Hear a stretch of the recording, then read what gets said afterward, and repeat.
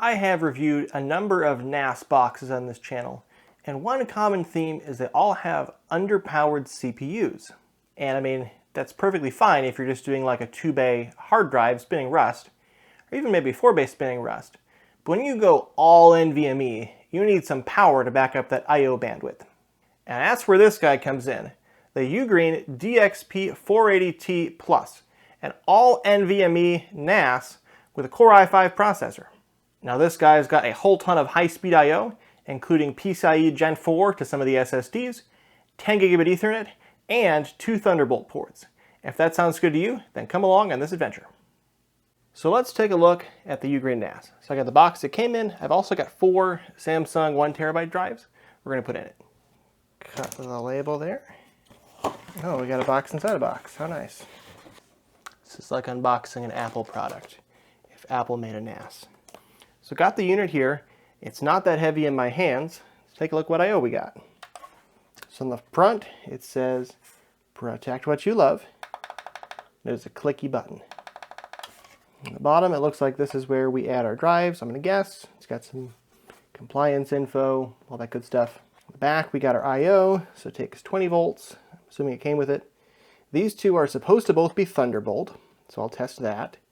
USB 3.2, I don't remember what gigabits that is because the USB spec is a disaster. HDMI and 10G base T. Good thing I got 10G base T right here. So these are thermal gap pads for your SSDs. There's 4 of them. I guess this is the power brick. Oh, it's actually kind of nice looking. So it's not that big. The other one was much bigger. So it looks like it is 140 watt. It says that's quite small for a 140 watt brick. So that's going to be 20 volts. So now let's see how easy it is to put the drives in with the screwdriver it came with. So open all these guys up. So I got 2 screws down here and there's feet here. There better not be screws under the feet. Nope, there aren't. Perfect. There's just little tabs here. Love that. So there we've got our 4 NVMe bays. Let me take a look at what the underside of this is. So this must be the cooling system. It's got a connector that here that says CM718 fan. And this is metal. So it looks like air comes in this way. Yeah, nice. It would have been nice to have toolless SSDs, but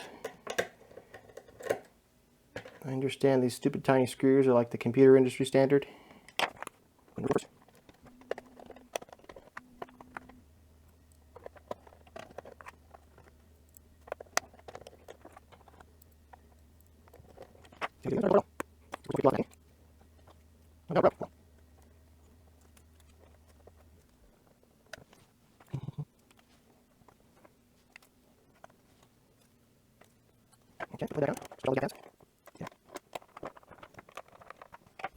trying to decide if this screw goes through the board. So I believe this piece of plastic here is going to keep me from taking the board out, which means this screw, which hits that piece of plastic there, is going to prevent me from taking the board out.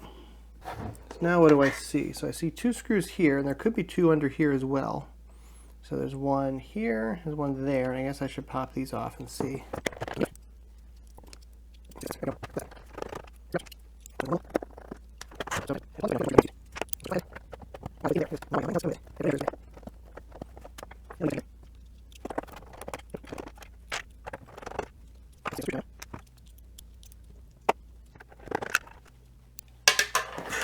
Okay, so now is this whole thing going to come out? So it looks like this whole thing comes out from there.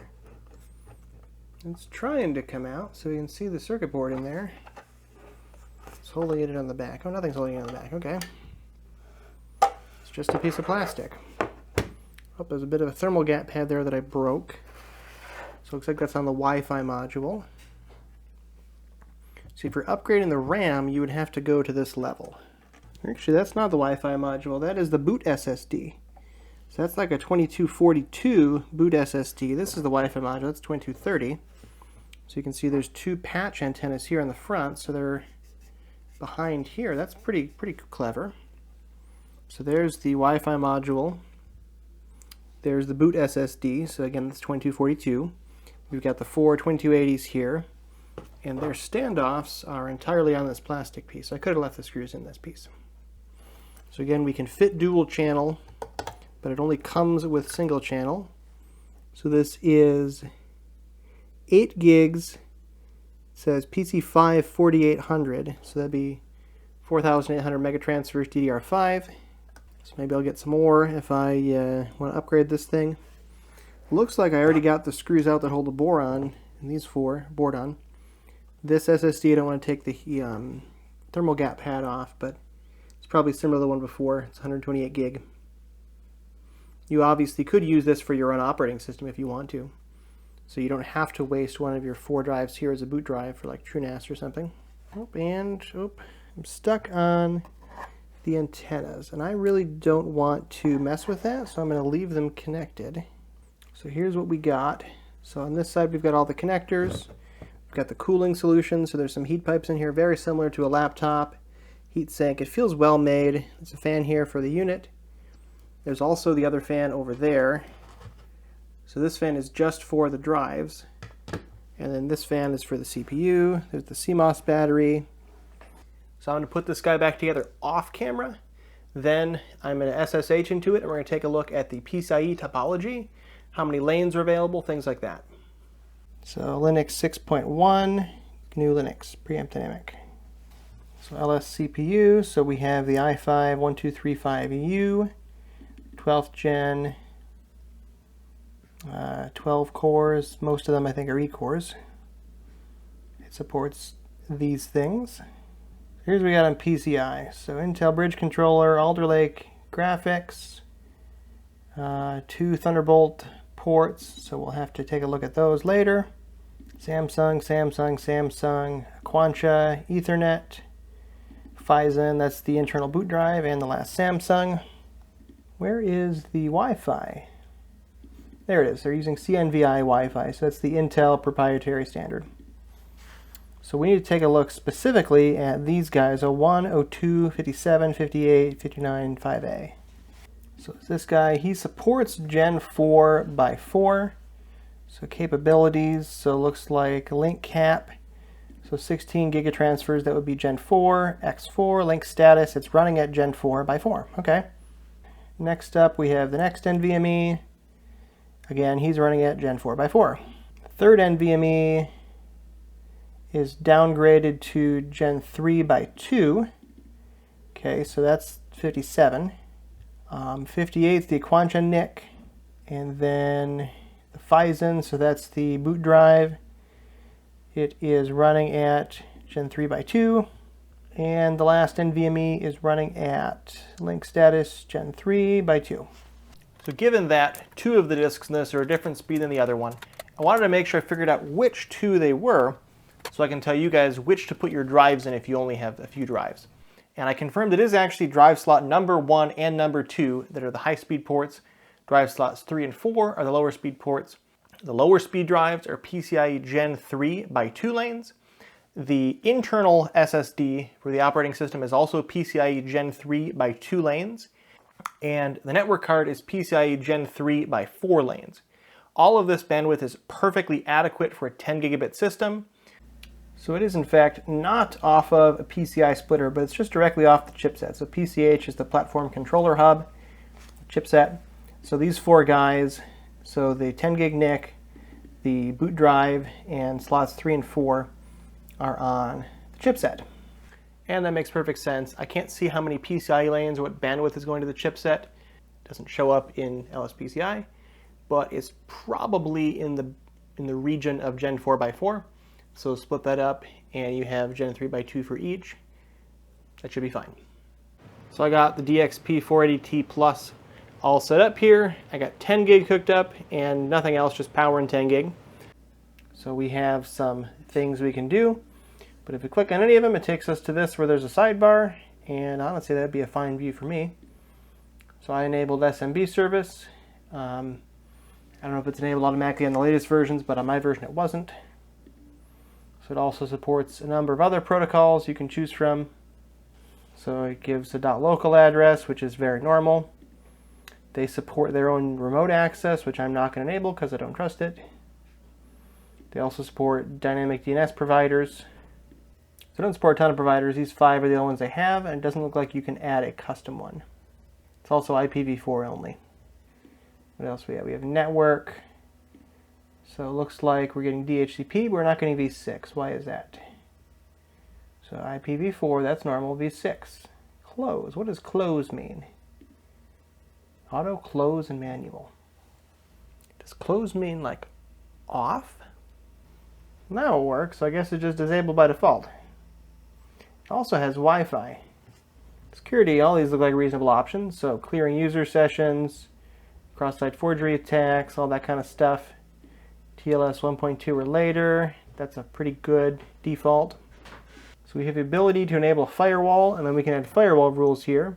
Now this would obviously just be for services running on the device because it's not passing anything else through, but that's still helpful. So now let's check and see what apps we have available. Go to the App Center here. This has grown a lot since the last time I looked at a Ugreen product. So installed, we have the basics, so control panel, go back. Control panel, task manager, storage, that stuff. So this is the basics. And then we have that's not installed. So DLNA, Docker, downloads, photos, text edit, NetDisk, music. Okay, so let's try installing. I know you guys love Docker. I'm not a huge Docker fan, but I'll install it for you. Okay, so we can create containers, assuming they'd be from a Docker compose or manual config. So I need to download images. Okay, so we have some of them. So these are Linux server images, image database. Oh God, they're doing bridging. Docker networking is like an absolute disaster if you actually care about networking. But that's not their fault, that's Docker's fault. And last up, virtual machines. Okay, we're going to use my volume for storing VM data. Let's create a new VM manually. So I need an ISO image. So I upload a Debian image. Pick the Debian image. We're going to put it on volume 1. It's Linux. I don't know, 2 cores, 2 gigs. Linux will be fine with that. And we're going to use SCSI. SCSI is more performant than VirtIO. I wonder why they're using VirtIO as default. VNet bridge. Can't take snapshots if using UEFI. Interesting. Let's look at these networks. So bridge, LAN 1, host is host only, NAT is LAN 1. Okay. I guess that makes sense. Yeah, this looks a lot like no VNC. There we go. It's coming up slowly. The fan's like kind of aggressive. It ramps like way up and down, way up and down. That might bother you a bit, I guess. I'm going to put it in the closet. It's not going to bother me. So I got my Debian virtual machine. So this is just a Debian Bookworm live install. Looks like it's emulating i440FX, which is interesting. And it got a real address on the real network. So virtualization is a new feature that was added since I reviewed the last Ugreen NAS. And I'm pretty happy to say that it functions. So if you just need some basics, this will do it. Now it's not going to have the advanced features of Proxmox. It's not going to have like timed backups. It looks like we can do snapshots here and we can export it, but I don't see any other way to manage it. So I can snapshot it. I guess I can share it. That's so people can connect to it. Okay. Still not the same level of backups, high availability, any of that you get from Proxmox. But it does work. If you just need the basics, it'll do it. And same with Docker. That works too. If you just need the basics again, it'll do it. So I am back with you in the future here because I went to test Thunderbolt and found that I do not own a Thunderbolt cable. Now I am the proud owner of a 1.5 foot long USB 4 Thunderbolt cable. I connected my Ugreen to my MacBook Air, which does support Thunderbolt, and it showed up just fine. There's some caveats here. Software caveats, not hardware ones. So over here, I'm SSH'd into the Ugreen. If I look at dmessage, so I just dmessage grab Thunderbolt, and you can see that here we got a Thunderbolt device found. It's a MacBook Air 10.1, and got an address. So I got an IPv6 link local address, and then I unplugged it, and I plugged it in and did it a couple times. So if I now run IPA, I see here are the network interfaces. We have loopback, as we expect. ETH0, I'm not sure which one. Oh, ETH0 would be my Aquantia. WLAN 0 is Wi-Fi, so they have 2 VM bridges set up for their virtualization setup, which is kind of cool. And Thunderbolt. And so Thunderbolt has a v6 link local address, but it doesn't have anything else. So it's ready to go, but it's not configured. So over here on their web UI, if you go to networking, it doesn't show up here. So that's not great. I'm actually not sure what I can do with it from their UI with the Thunderbolt network I have.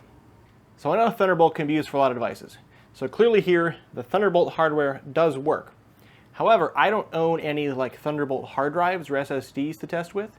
So I can just plug it into my laptop, and the best thing you get with Thunderbolt is when you plug 2 computers in that both support Thunderbolt, they pop up with a network connection. So you can get like 40 gigabit in theory. Realistically, you get like 20 or something, but you can get really high bandwidth networking between 2 computers directly over Thunderbolt, which is cool. But they don't have anything to configure that. So I can't judge how their software would support if you plugged in Thunderbolt hard drives or Thunderbolt PCIe enclosures. But for Thunderbolt Net, the kernel support is there. They're not assigning IP addresses to it. Now this, of course, means if you run your own software, Thunderbolt can be perfectly fine and make a cluster network. So I've made a video up here on ring networks, and in that example I use virtual networks, but someone in my Discord has been working hard on getting UDEV rules to work for Thunderbolt networks. So if you took 3 of these guys and stacked them up, or if you took some of the other Thunderbolt supporting models and stacked them up, you could make a 3-node cluster where each node is connected directly to the other 2 nodes by Thunderbolt. Then they have tens of gigabits between them and a high-speed backbone, not even using up the 10 gig NIC we already have, which I think is really cool and I would love to do, but I don't own 3 devices with Thunderbolt, so maybe I'll have to ask them for 2 more to test this, but yeah. So Thunderbolt does work. So just for fun here, I'm running iPerf on Green Lightning, and if I come over here and iPerf to the local address I gave it, let's see what we get. 13 gigabits. That's not bad. What if we do 8 parallel streams? Yeah, 13 gigabits. Okay, so we can clearly do more than 13 gigabits, but not a whole lot more. So now I'm testing some power consumption. I'm running Geekbench 6 on here. It's upside down because I was working on it. But I can take a look at the temperature sensors, see how the CPU cooling is doing, and also monitor power. So depending on the test, we're peaking up in the range of 70 watts or so. So that's with 4 NVMe drives installed and running. The temperature is getting into the 90s. Geekbench isn't the longest term test, but it's stretching the CPU and stuff to see what kind of power limits we can hit. So what do I think about this guy? And do I think you should switch to an all SSD NAS for your HOMELAB? I'll answer the second question first because I have some strong opinions on it. In general, I think if the amount of data you're trying to keep is in like the single-digit terabytes, like 2 terabytes, 4 terabytes, going all NVMe, or all SSD at least, is a great way to save power, save space, save noise, things like that. Of course, we've seen SSD prices absolutely plummet in the last decade. We went from being like a niche for high-end laptops to in basically every desktop sold today. And a lot of servers too. So this guy can fit 4 of them. They're really easy to install. It's got cooling. It's got bandwidth to support them, 2 of them at Gen 4 and 2 of them at Gen 3x2. And that is quite fast. So with the 12-thread processor in this thing, you can run some VMs, you can run some containers, you can do some real work with a 10-core, 12-thread i5 processor. Probably need a little more RAM though. It comes with 4 gig, but that's not hard to upgrade, thankfully. It's got socketed RAM. You got 10 gigs, so this is a whole class of its own compared to the 2.5 gig NASs I've looked at. You've also got Thunderbolt if you want to make a cluster out of 3 of them. It's got a lot going for it. Now, of course, the downside to building all NVMe or all SSD is cost. It costs a lot more. That's why I have 32 terabytes of spinning Rust in the other room, because I need that kind of capacity. It's a mirror, so I get 16 terabytes usable. And 16 terabytes usable out of NVMe, even out of like RAID Z1 or RAID Z2, RAID 5, RAID 6, that's still quite a high cost for me. I'd be willing to do that in the 2 terabyte range, the 4 terabyte range, but the 16 terabyte range is still not quite cost effective for me yet. Of course, for you that might change. For me, the cost of power is relatively low, except for the fact that it goes out 31 times a year. So I'm compromising and I'm using SSDs to store my high-speed data, my virtual machines, my containers, that kind of stuff, and I'm using spinning Rust for my long-term data, videos. So as of the release of this video, this is a relatively expensive little guy. And to me that makes sense because he's got a lot going for him, and comparing to other NASs in the price range, I don't think it's a bad deal, but it's also not a cheap NAS. Now of course, anytime I talk about any product, I get plenty of people in the comment section saying, oh, that's so expensive, you could do used enterprise for cheaper. Now of course, I could buy some like dual socket DDR3 generation Dell rack mount server that would consume like 200 watts at idle, that would outperform this with both of its CPUs combined. But also that's a huge pain to run, it's really loud and uses a ton of power. So that's one of the reasons I personally like a lot of these small NASs. Well, I've reviewed some small NASs before because I like them better. But that's me, and if you want to have a big server in your home lab, that's you. So if you have any questions about this, feel free to ask me in the comments or on my Discord server, link down below for that. I did run Debian on this, so it was not very hard to install Debian. Function F2 gets you into the BIOS, and you can install whatever you want. You can also pull the SSD, and then it'll go straight into the BIOS. You can reformat that drive that comes in it, the 128 gig SSD. You can use that for your operating system. Not a problem. I know that's a question I'm probably going to get asked a whole lot, so throwing it out there. So yeah, I think that's all I have to say, and I'll see you guys on the next adventure.